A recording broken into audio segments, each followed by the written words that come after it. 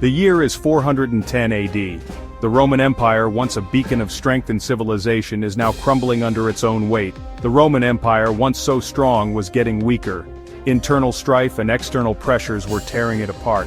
Fighting within and attacks from outside made them pull their soldiers out of Britain. The legions that had once guarded the island were needed elsewhere. For almost 400 years, Romans had ruled Britain. They had built roads, towns, and brought their culture to the far reaches of the island. They brought their laws, language, and way of life. The influence of Rome was deeply embedded in British society. When they left, it was like a big empty space ready for someone new to take over. The infrastructure they left behind was both a gift and a challenge. The Britons, who had lived under Roman rule for a long time, were on their own. They had to adapt quickly to a new reality. They didn't have the Roman army to protect them anymore. The once mighty fortresses now stood empty and silent. They were in danger from attackers both inside and outside Britain. The vacuum of power invited chaos and conflict. The Romans leaving was the end of one time and the start of something new. It marked the dawn of the early medieval period in Britain. This new chapter in British history would see the birth of a new country, England. The seeds of a new nation were being sown. Britain was now lots of little kingdoms, all fighting each other. The struggle for power and territory was fierce. The Britons weren't used to this, and it was hard to keep things peaceful. The absence of a unifying force made governance difficult. Soon, something big was going to happen, something that would change Britain forever. The stage was set for a new era of transformation and upheaval. Across the North Sea, people called Anglo-Saxons were looking for land and treasure. They sailed to Britain. These weren't all one group, but different tribes, the Angles, Saxons, and Jutes. They came from what we now call Denmark and northern Germany. They were tough warriors, good sailors, and wanted new land. The Anglo-Saxons didn't all arrive at once. They came over time, settling and conquering. At first, they raided towns on the coast of Britain, but then they started to stay, moving further into the land and pushing out the Britons. The Anglo-Saxons were good farmers and builders. They made villages and towns, bringing their own language, customs, and beliefs. Over time, they made their own kingdoms. The strongest were Northumbria, Mercia, East Anglia, Essex, Kent, Sussex, and Wessex. These kingdoms often fought each other, but they showed how powerful the Anglo-Saxons were becoming. Britain was slowly changing into an Anglo-Saxon land. Just as the Anglo-Saxons had changed the lives of the Britons, a new danger came from the sea: the Vikings. From Scandinavia, the Vikings were famous for their ships and how fiercely they fought. They weren't just raiders, they were also traders, explorers, and settlers. But mostly they changed Britain through their raids and conquests. The year 793 AD was important. Viking raiders attacked the holy island of Lindisfarne. The monastery, a place of learning and prayer, was robbed and burned. The monks were killed or taken as slaves. This attack shocked everyone in Anglo-Saxon England. It was the start of many Viking attacks. The Vikings, with their great ships and scary tactics, frightened the Anglo-Saxons. They attacked coastal towns, stole from monasteries, and started to live in the north and east of England. The Anglo-Saxon kingdoms, often fighting each other, found it hard to stop the Vikings. When the Vikings were attacking, a great Anglo-Saxon king became important: Alfred, King of Wessex. He emerged as a beacon of hope during a time of great turmoil and uncertainty. Alfred was amazing, a warrior, scholar, lawmaker, and a good Christian. His multifaceted personality made him a unique and revered leader. He became king in 871 AD when his kingdom was in great danger. The Viking invasions were relentless, and the future of Wessex seemed bleak. Alfred lost some battles against the Vikings at first, facing numerous setbacks and challenges. But he learned from them. He trained his army, built forts, and developed new strategies to counter the Viking threat, and made new ships to fight the Vikings at sea. These innovations were crucial in turning the tide of the conflict. In 878 AD, Alfred won a big victory at the Battle of Æthelstan. This victory was a significant morale booster for his people. This didn't stop the Vikings completely, as they continued to pose a threat. But it was a turning point. Alfred's strategies and resilience began to pay off. Alfred made the Viking leader become a Christian and follow his rules. This was a diplomatic masterstroke that helped stabilize the region. Then Alfred made his kingdom stronger. He focused on rebuilding and fortifying his realm. He built fortified towns called burhs to protect against Viking attacks. These burhs became centers of defense and commerce. Alfred wasn't just a warrior, he also loved learning. He started a school, promoting education and literacy among his people. Invited clever people from Europe to Wessex, fostering a culture of knowledge and intellectual growth. And had important books translated into Old English. This made knowledge accessible to more people.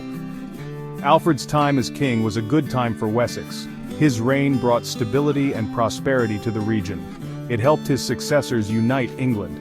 Alfred's legacy paved the way for the eventual unification of the English kingdoms. Alfred the Great started to unite the Anglo-Saxon kingdoms, but his grandson, Æthelstan, finished the job. Æthelstan became king of Wessex in 924 AD and quickly took control of the other Anglo-Saxon kingdoms. He beat the Viking kingdom of York, and the kings of Scotland and Strathclyde surrendered to him.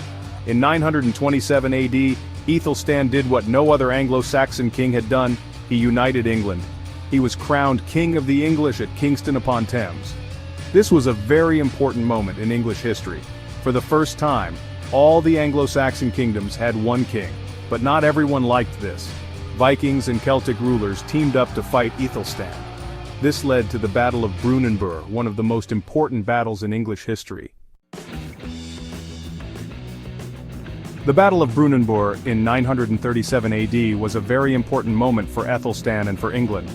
Æthelstan fought against an army of Vikings, Scots, and Celts. The Viking king of Dublin, Olaf Guthfrithson, and the king of Scotland, Constantine II, led the other side. No one knows exactly where the Battle of Brunanburh happened, which makes it even more mysterious. But we know it was a huge and violent battle. The Anglo-Saxon Chronicle, a book of history, says more people died in that battle than in any other since the Angles and Saxons first came to Britain.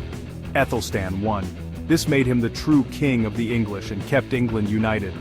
The Battle of Brunanburh was a turning point. The Vikings weren't a big threat to the English throne anymore, and Æthelstan and the kings after him became more powerful. After Æthelstan and the kings who came after him, there was lots of fighting and trouble. Then, Æthelstan's grandson Edgar became king in 959 AD. Edgar's time as king was peaceful and everyone was doing well, so he was called Edgar the Peaceful. Edgar continued what his grandfather had done, making the king more powerful and uniting the kingdom. He made sure everyone used the same money and followed the same laws, which made things more stable and helped trade. Edgar also knew the church was important for keeping peace and making people feel like they belonged. He worked with the church to improve monasteries and schools. Lots of new monasteries were built when Edgar was king, and old ones were fixed up. This helped save learning and culture. After the Romans left Britain, things changed a lot. The Anglo-Saxons arrived, the Vikings attacked, and the English kingdoms fought each other. All of this created a new identity for the island. This is when England became a real united country. Alfred the Great, Æthelstan, and Edgar the Peaceful were very important in making this New England. Alfred fought the Vikings, Æthelstan united the kingdoms, and Edgar made the king more powerful. These kings also helped Anglo-Saxon culture, language, and law grow stronger, and these things are still a part of England today. The time after the Romans left wasn't just fighting and chaos. It was also a time of new ideas, adapting to change, and creating a new national identity. Everything that happened, from the arrival of the Anglo-Saxons to Edgar the Peaceful, helped make England the country we know today. England wasn't born in one day. It was a process that spanned centuries, involving numerous events and transformations. It took a long time and lots of different things happened. From invasions to migrations, each event played a crucial role in shaping the nation. It started when the Roman soldiers left and continued through years of people moving, conquering, and uniting. The departure of the Romans left a power vacuum that various tribes and groups sought to fill. The Anglo-Saxons, who came looking for land and a better life, created this new nation. They brought with them their own culture, which began to blend with the existing traditions. Their language, customs, and laws became the heart of English identity. The Anglo-Saxon influence is still evident in modern English language and legal systems. The Vikings attacked a lot, but this actually helped unite England. Their invasions forced the Anglo-Saxon kingdoms to collaborate and defend their land. The Anglo-Saxon kingdoms had to join together under strong kings like Alfred the Great and Æthelstan to fight them. These leaders were pivotal in the formation of a unified English identity. Fighting a common enemy made them feel like they were all in it together. This sense of unity was crucial for the development of a national consciousness. By the end of the 10th century, when Edgar the Peaceful was king, England was a strong, united kingdom. His reign marked a period of relative peace and consolidation. It was a nation that grew from fighting, led by its kings and full of the spirit of its people. The resilience and determination of the English people were key to the nation's survival and growth. England's birth shows how people can overcome hard times, adapt and create something new from the ruins of the old. This story of transformation and resilience continues to inspire to this day.